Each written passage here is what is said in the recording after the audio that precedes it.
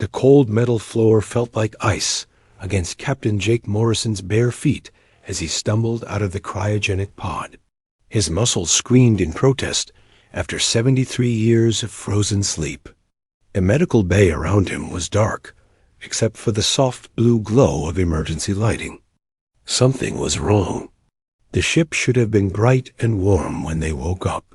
"Phoenix report," Morrison said, his voice coming out as a rough whisper. His throat felt like sandpaper. "Welcome back, Captain," the ship's artificial intelligence replied. The voice sounded different somehow, more human than he remembered. "I am afraid I have difficult news to share with you." Morrison tried to stand, but his legs gave out. He grabbed the edge of the pod for support. Around him, other crew members were beginning to wake up. He could hear coughing and confused voices echoing through the medical bay. "How long were we out, Phoenix?" 73 years, 4 months, and 16 days, Captain." The words hit Morrison like a physical blow.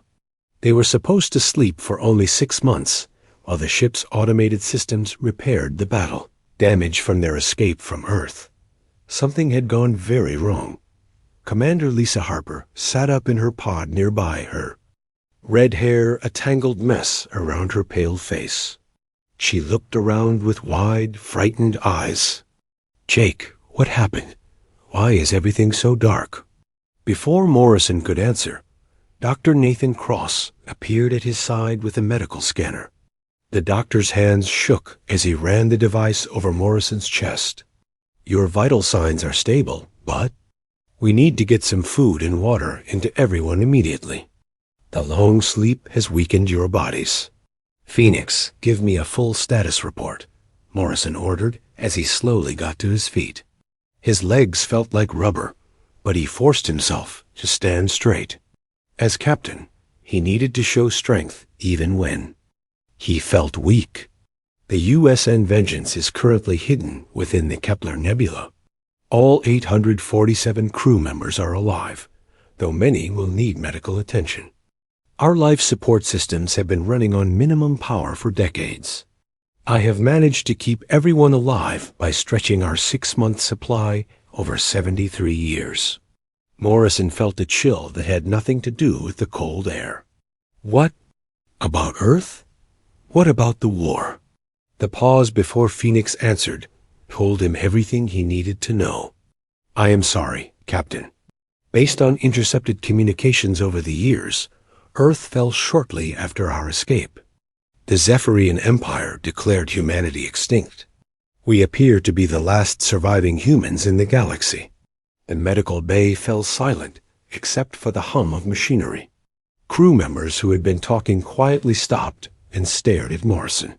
Some began to cry. Others just stood there in shock, unable to process what they had heard. Chief Engineer Amy Rodriguez pulled herself out of her pod with angry determination. Her dark eyes blazed with fury. "Those lizard bastards killed everyone? Our families? Our friends, everyone?" "I am afraid so," Phoenix replied gently. "The Empire has grown much stronger during our absence. They now control most of the galaxy. Many species have been enslaved or destroyed." Morrison closed his eyes and took a deep breath. When he opened them again, he saw his crew looking at him for guidance. These people had followed him into battle against impossible odds before. They would need him to be strong now more than ever. "Phoenix, what's our current status? Can we fight?" "The ship has been slowly repairing itself during our hibernation. I have salvaged materials from destroyed Zephyrian vessels that drifted into the nebula over the years. Our weapons are functional, though not at full capacity. However, I have discovered something interesting about our quantum core." Rodriguez looked up with interest. As chief engineer, the quantum core was her responsibility. "What kind of something?" "The extended hibernation period and exposure to nebula radiation has caused the core to evolve beyond its original design. We now have significantly more power than when we first entered the nebula. Our weapons and shields are more effective than they were during the war." Morrison felt a spark. of hope for the first time since waking up. Maybe they weren't as helpless as he thought. How much more effective? Approximately 4 times more powerful, Captain. The Zephyrians still use the same technology they had during the war. They have become comfortable with their dominance and have not improved their military capabilities significantly. Lieutenant Commander Ryan Bell, the communications officer, managed to stand up despite his shaking legs. Captain, I'm picking up something on long-range sensors. Multiple ships heading this way. Morrison's blood turned cold. How many ships, Bell? Looks like a patrol fleet, sir. 6 vessels, standard Zephyrian design. They're scanning the nebula systematically. I think they're looking for something. Morrison looked around at his crew. Most could barely stand, let alone fight. But they might not have a choice. Phoenix, how long until they find us? At their current search pattern, approximately 47 minutes, Captain. Dr. Cross was moving from pod to pod, checking on the crew members who were still waking up. Captain, most of the crew isn't ready for combat. They need time to recover from the long sleep. We might not have time, Doc. Morrison turned to Rodriguez. Amy, can you get the weapons online? Give me 20 minutes, and I'll have everything ready to go, she said, already moving toward the engineering section, despite her unsteady gait. Harper pulled herself to her feet and walked over to Morrison. Jake, even if we can fight, there are 6 ships out there. We're not at full strength. Morrison looked at his tactical officer and oldest friend. They had known each other since the academy, had fought side by side through dozens of battles. She was right to be concerned, but they had faced worse odds before. We've beaten bigger fleets with less, he said quietly. Besides, they think humanity is extinct. They won't be expecting us. Phoenix spoke up again. Captain, I should mention that during our time in hibernation, I have been monitoring Zephyrian communications. Their military has grown soft. They spend most of their time suppressing rebellions and policing enslaved worlds. They have not fought a real war in decades. Morrison felt his confidence growing. The Zephyrians had always been arrogant, but it sounded like victory had made them careless. That could be their weakness. All right, people, Morrison announced. To the crew. I know this isn't how we wanted to wake up, but we've got work to do. Rodriguez, get those weapons online. Harper, I want tactical analysis of those ships. Bell, monitor their communications. Everyone else, get to your stations as soon as you can walk straight. As his crew moved to follow orders, Morrison stared out at the swirling gases of the nebula through a small porthole. Somewhere out there, 6 enemy ships were hunting for them. The Zephyrians thought humanity was dead and gone. Just another conquered species in their expanding empire. They were about to learn how wrong they were. The first Zephyrian ship exploded in a brilliant flash of white light. Captain Jake Morrison watched from the bridge as debris scattered across space, glowing pieces of metal spinning away into the darkness of the nebula. The enemy patrol had found them, but they were not prepared for what they discovered. Direct hit on the lead cruiser, Chief Weapons Officer Derek Stone reported. His voice was steady, but Morrison could see the satisfaction in his eyes. Their shields didn't even slow down our plasma cannons. Morrison nodded grimly as he watched the remaining 5 Zephyrian ships scramble to form a defensive formation. They were clearly confused. Their sensors were telling them they faced a human warship, but that was impossible. Everyone knew the humans were extinct. Phoenix, jam their communications, Morrison ordered.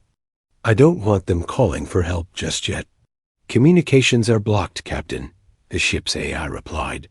However, I am detecting panic in their short-range transmissions. They are using words I have not heard from Zephyrian forces before. Commander Lisa Harper looked up from her tactical display. What kind of words? They are calling us ghosts, Commander. They seem to think we are some kind of supernatural threat. Morrison almost smiled. The Zephyrians had always been a superstitious species, despite their advanced technology. Fear could be a powerful weapon if used correctly. The battle was over quickly. The Vengeance tore through the remaining patrol ships with weapons that seemed impossibly powerful compared to what the Zephyrians remembered from the war. Their energy shields collapsed under the first hits. Their armor plating melted like butter under the improved plasma beams. Within 15 minutes, all 6 enemy ships were nothing but glowing wreckage drifting through the nebula. Not a single Zephyrian had survived to tell the tale. Casualties? Morrison asked. None, sir, Dr. Nathan. Cross reported from the medical station. A few crew members felt dizzy during the sharp turns, but everyone is fine. Morrison felt a mixture of relief and amazement. During the war, a battle like this would have cost them dozens of lives and weeks of repairs. Now they had won without taking any damage at all. Phoenix scanned the wreckage. I want to know what kind of technology they're using now. Scanning complete, Captain. Their technology appears to be essentially unchanged from what we faced during the war. If anything, their weapons and shields seem slightly less advanced than what we encountered at Earth. Lieutenant Commander Ryan Bell looked puzzled. How is that possible? It's been over 70 years. I believe they have become comfortable with their dominance, Phoenix explained. When you have no real enemies, there is little motivation to improve your military capabilities. Chief Engineer Amy Rodriguez was studying the power readings from their own weapons. Captain, our quantum core is performing even better than Phoenix predicted. I think the battle actually made it stronger somehow. Morrison filed that information away for later. Right now, they had more immediate concerns. Bell, did any of their transmissions get through before we jammed them? Negative, sir, but they were supposed to report in every 6 hours. When they don't check in, their command will send another patrol to investigate. Morrison walked to the main display and stared at the tactical map. The Kepler Nebula had hidden them for 73 years, but now their position was compromised. They could run deeper into the nebula, but eventually they would be found. The Zephyrians would keep sending larger and larger fleets until they overwhelmed the Vengeance through sheer numbers. Options? He asked his senior staff. Harper was the first to speak. We could try to find another hiding spot. The galaxy is big. Maybe we can disappear again. Rodriguez shook her head. We need supplies, Captain. Food, medical equipment, spare parts. We can't run forever on what we have. Stone looked up from his weapons console. We could fight. Hit their outposts and supply depots. Make them afraid. To send patrols into empty space. Morrison considered their options carefully. All his instincts as a military officer told him to find a safe place to hide and rebuild their strength. But Rodriguez was right about supplies, and Stone had a point about taking the offensive. Phoenix, what do you know about current Zephyrian military deployments? I have been monitoring their communications for decades, Captain. Most of their fleet is spread thin across the galaxy, maintaining control over enslaved worlds. They have few ships available for large-scale military operations. What about resistance movements? Are any of the enslaved species fighting back? There are small resistance cells on many worlds, but they lack coordination and effective leadership. Most have given up hope of ever defeating the Empire. Morrison felt an idea beginning to form. What if we gave them something to hope for? Harper looked at him suspiciously. What are you thinking, Jake? We're already dead as far as the galaxy knows. We're ghosts. What if we started acting like it? Over the next several hours, Morrison outlined his plan to the senior staff. Instead of running or hiding, they would become a nightmare for the Zephyrian Empire. They would strike at isolated outposts and patrols, always appearing without warning and disappearing just as quickly. They would become the ghost ship that haunted Zephyrian space, Their first target was a supply depot on the edge of the Arcturus sector. Phoenix had identified it from intercepted communications as a lightly defended facility that stored food, medical supplies, and spare parts for Zephyrian patrol fleets. The attack came at dawn on the depot's planet. The Vengeance dropped out of hyperspace directly above the facility, its weapons already charged and ready. The depot's defenses never had a chance to respond. Stone's plasma cannons destroyed the orbital defense platforms in seconds. Rodriguez had programmed the ship's transporters to beam critical supplies directly to their cargo holds while the attack was still in progress. Within 10 minutes, they had everything they needed and were jumping back into hyperspace. But they had also rescued something unexpected.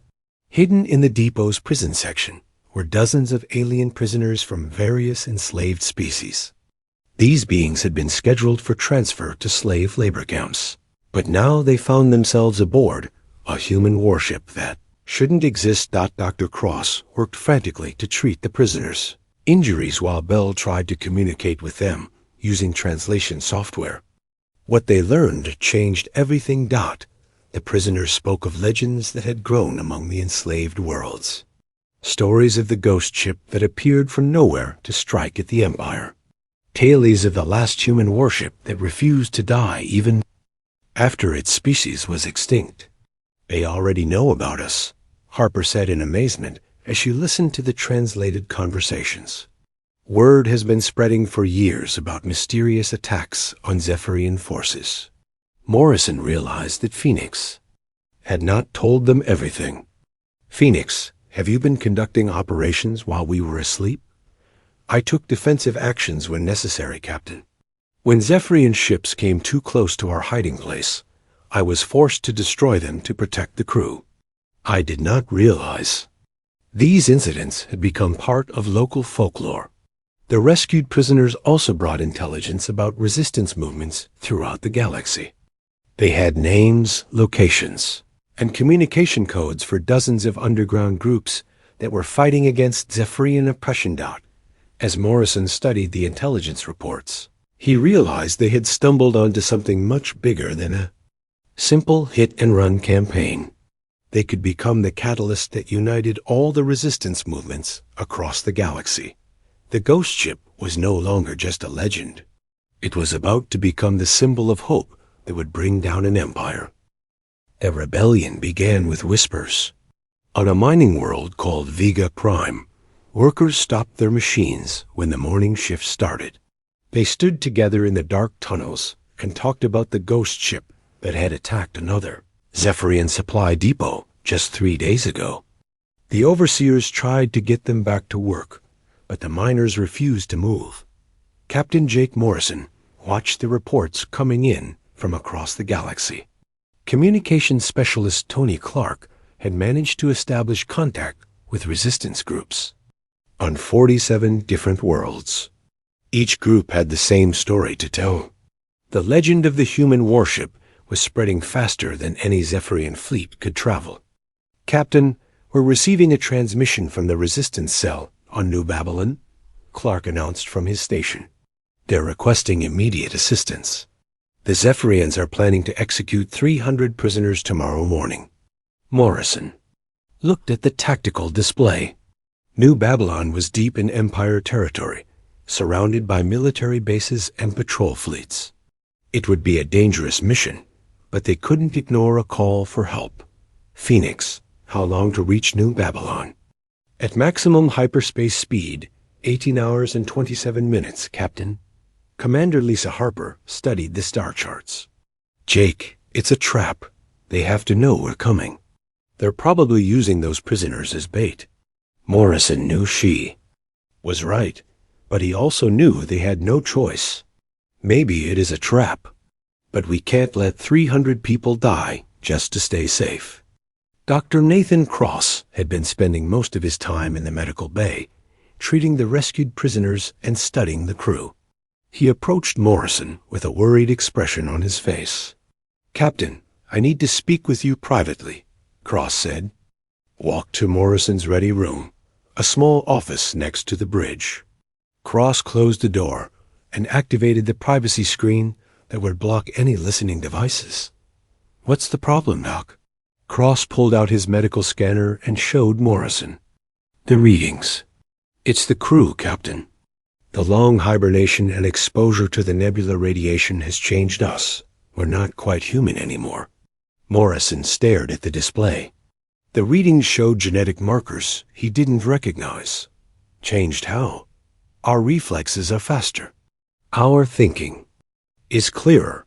We're stronger and more resistant to damage. The changes are accelerating with each battle we fight. I think the quantum core is affecting us somehow." Morrison thought about the last few battles. His crew had been performing better than ever, making decisions faster and fighting with incredible skill. He had assumed it was just good training and motivation. "Are we in danger?" "I don't think so," Cross said carefully. "But we're becoming something new. Something the galaxy has never seen before." Morrison decided to worry about that later. Right now, they had a rescue mission to plan. The attack on New Babylon was unlike anything they had attempted before. The planet was heavily defended, with orbital weapons platforms and 3 full squadrons of Zephyrian fighters. But Phoenix had analyzed their defensive patterns and found a weakness. The planetary shield generator has a brief window of vulnerability. Every 6 hours when it cycles through its power sequence, Phoenix explained. "We will have exactly 43 seconds to transport the prisoners before the shields come back online." Chief Engineer Amy Rodriguez had been working on the ship's transporters for weeks, improving their range and accuracy. "I can lock onto the prison complex from orbit, but I'll need perfect timing." The Vengeance dropped out of hyperspace directly above New Babylon, just as the shield generator began its power cycle. Stone's weapons destroyed 2 defense platforms in the first few seconds, creating a gap in their coverage. Rodriguez activated the transporters at precisely the right moment. 300 alien prisoners materialized in the cargo bay just as the planetary shields came back online. The entire operation took less than a minute, but the Zephyrians were ready for them. Admiral Karvesh the Destroyer, the Empire's most feared military commander, had been waiting in the outer system with a massive fleet. As the Vengeance tried to escape, 60 enemy ships surrounded them. "We're trapped," Harper announced. "They've got us boxed in on all sides." Morrison looked at the tactical display. They were outnumbered 20 to 1, facing some of the most powerful ships in the Zephyrian fleet. Any normal captain would have surrendered immediately. But Morrison and his crew were no longer normal. "Phoenix, upload the virus program Rodriguez has been working on." "Virus program ready, Captain." Rodriguez had been studying captured Zephyrian computer systems for months. She had discovered that all their ships used the same basic operating system, with the same security flaws that had existed during the war. She had created a computer virus specifically designed to exploit those weaknesses. "Transmit the virus on all frequencies." Morrison ordered. Phoenix released the virus into the enemy fleet's communication network. The effects were immediate and devastating. Zephyrian ships began losing control of their navigation systems. Weapons turned on their own allies. Life support systems shut down without warning. In the chaos that followed, the Vengeance systematically destroyed the command ships while the enemy fleet tore itself apart. Admiral Karvesh died aboard his flagship. As it collided with another cruiser, both ships exploding in a massive fireball. The battle was over in less than an hour. The most powerful fleet in the Zephyrian Empire had been completely destroyed by a single human warship and a computer virus. Of the victory spread across the galaxy faster than light itself. On dozens of worlds, enslaved populations rose up against their oppressors. Resistance cells that had been hiding for decades emerged to attack Zephyrian facilities. The Empire's iron grip on the galaxy began to crack. Back aboard the Vengeance, Morrison studied the reports coming in from across known space. The rebellion was spreading beyond their wildest hopes, but it was also becoming something they could no longer control. "Captain, we're receiving a priority transmission from the Zephyrian capital world," Clark announced. Morrison nodded. "Put it through." The main screen flickered to life, showing the scaled face of Emperor Vexthron himself. The Zephyrian ruler looked older than Morrison remembered, his golden eyes filled with fury and fear. "Human captain," Vexthran said, his voice dripping with hatred. "I remember you from the final battle at Earth. You should have died with the rest of your pathetic species." Morrison stepped forward, his face calm and determined. "We did die, Emperor. We're just ghosts now, here to collect what you owe us." "You have disrupted the natural order of the galaxy," Vexthrin continued. "These inferior species were meant to serve their betters. You have filled them with false hope." "The only false thing here is your empire," Morrison replied. "And we're going to tear it down, one ship at a time." Vexthrin's eyes blazed with anger. "I am mobilizing the entire Imperial Navy to hunt you down. Every ship, every weapon, every soldier in the Empire will be dedicated to destroying you and your ghost ship." Morrison smiled coldly. "Good. That will make them easier to find." The transmission ended, leaving the bridge in silence. Morrison turned to face his crew, seeing the determination in their eyes. They had started this journey as survivors seeking revenge. Now they had become something much more dangerous. They had become the spark that would ignite a galactic revolution. The final battle began at the edge of the Tyrannus sector, where space itself seemed to end in a wall of dark matter and dying stars. Captain Jake Morrison stood on the bridge of the Vengeance, watching as over 1,000 Zephyrian warships emerged from hyperspace around them. Emperor Vexthrin had kept his promise. Every ship in the Imperial Navy had come to destroy the ghost ship that haunted their empire. "Well, this is it," Commander Lisa Harper said quietly. She stood at her tactical station, her hands steady despite the impossible odds they faced. One human ship against the entire Zephyrian fleet. Morrison looked around at his crew. In the months since they had awakened, these people had become something more than human. Dr. Nathan Cross was right about the changes. They moved faster, thought clearer, and fought with skills that seemed almost supernatural. But even with their enhanced abilities, facing 1,000 enemy ships was suicide. "Phoenix, are you ready?" Morrison asked. "All systems are prepared." "Captain," the ship's AI replied. Phoenix had evolved too during their long war against the Empire. The artificial intelligence now seemed more alive than many organic beings Morrison had known. Chief Engineer Amy Rodriguez looked up from her console. "Captain, the quantum core is running at maximum power. I've never seen readings like this before. It's like the ship wants to fight." Morrison nodded grimly. Maybe the Vengeance did want to fight. They had been running and hiding for over 70 years.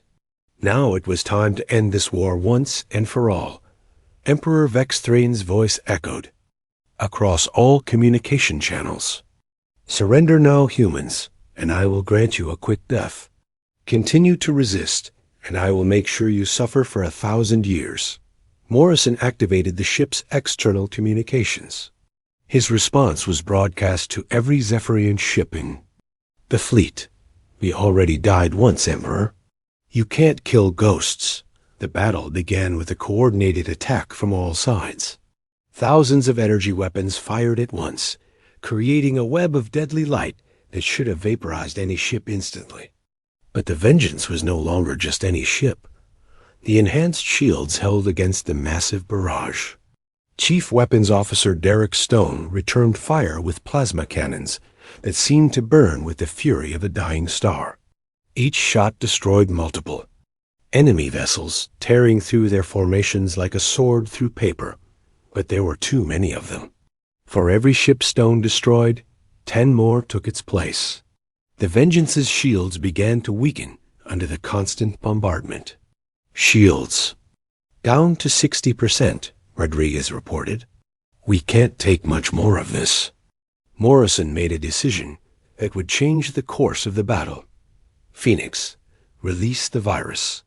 All frequencies, maximum power. Are you certain, Captain? At this range and power level, the virus will affect every computer system in the sector, including our own. Do it. Phoenix uploaded Rodriguez's computer virus into the Zephyrian fleet's communication network.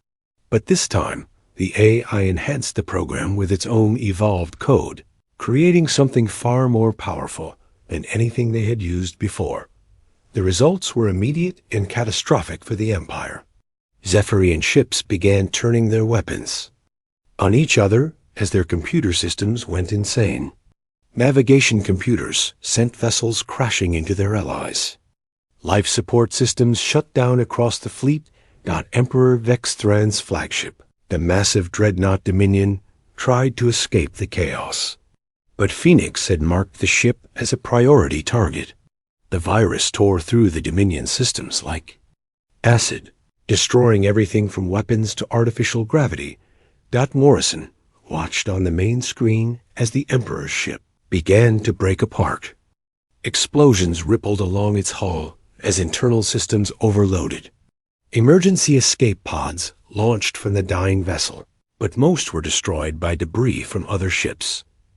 Vexthran's final transmission was filled with rage and disbelief. This is impossible. We are the masters of the galaxy. We cannot be defeated by a single human ship. You're not being defeated by a ship, Morrison replied calmly. You're being defeated by an idea. The idea that no one should live as a slave. The Dominion exploded in a flash of white light that could be seen from 3 star systems away. With their emperor dead and their fleet in ruins, the Zephyrian Empire began to collapse. But the battle was not quite over. Lieutenant Commander Ryan Bell detected new ships arriving at the edge of the sensor range. For a moment, Morrison feared that more Imperial reinforcements had arrived. Instead, the newcomers were resistance fleets from across the galaxy. Hundreds of ships belonging to dozens of different species that had thrown off their chains and come to fight for freedom. They arrived just in time to help destroy the last remnants of the Imperial Navy. The war that had lasted for centuries ended in a single day. The Zephyrian Empire, built on the conquest and enslavement of dozens of species, crumbled as liberated worlds declared their independence. In the aftermath, as rescue ships searched for survivors and counted the dead, Morrison faced the most difficult decision of his life. Representatives from the freed worlds wanted to make him emperor of a new galactic government. They offered him power beyond imagination, rule over billions of beings across thousands of worlds. Communications specialist Tony Clark brought him the official offers from the new Galactic Council. Captain, they're waiting for your answer. They want to know if you'll lead them. Morrison looked out at the stars through the bridge viewports. He thought about his crew, changed by their long journey into something beyond human. He thought about the responsibility of ruling over so many different species and worlds. Send them our answer, Clark, Morrison said finally. Tell them we're honored by their offer, but we decline. They fought for their freedom. They should be the ones to decide how to use it. Harper looked surprised. Jake, they need leadership. They need someone they can trust. They need to learn to trust themselves, Morrison replied. The moment we start ruling over them, we become just another empire. Dr. Cross smiled from his medical station. That's very human of you, Captain. Even after everything we've been through, you're still thinking like the person you used to be. Morrison gathered his senior staff around him. Phoenix, plot a course for the Galactic Rim. It's time we found out if there are other humans out there who survived the war. Where exactly are we going, Captain? Rodriguez asked. Exploring. Looking for lost colonies. Making sure this kind of thing never happens again. Morrison sat down in his command chair for what might be the last time. We've been ghosts haunting the Empire for long enough. Now we get to be something new. As the Vengeance departed known space, heading into the unexplored regions beyond the galactic rim, Phoenix began broadcasting a message on all frequencies. It was a simple transmission that would be remembered for generations. To any humans who might be listening, the message said, "This is the USN Vengeance. We are coming home." The ghost ship had completed its mission. The Empire was dead, and freedom had returned to the galaxy. But the story of humanity was just beginning.